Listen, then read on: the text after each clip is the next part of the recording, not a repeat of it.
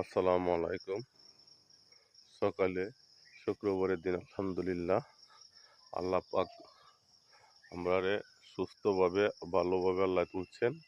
তা আলহামদুলিল্লাহ শুক্রবারে তোলার জন্য প্রত্যেকটা মানুষ শুকরিয়া আলহামদুলিল্লাহ।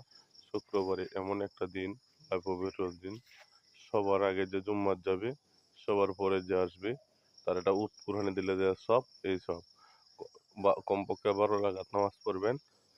ওযু করার সময় বলবেন, আল্লাহ আমার হাত দ্বারা যেন কোনো গুনাহ না হয়, আমার মুখ দ্বারা যেন গুনাহ না হয়, আমার এই এবং মাথা দ্বারা কোনো গুনাহ না হয়, আমার ঠ্যাং দ্বারা কোনো গুনাহ যেন না হয়, আমার সমস্ত মুখ দ্বারা যেন গুনাহ না হয়, সমস্ত নাক দ্বারা যেন গুনাহ না হয়, আমার প্রত্যেকটা কাজে গুনাহ যেন না হয়।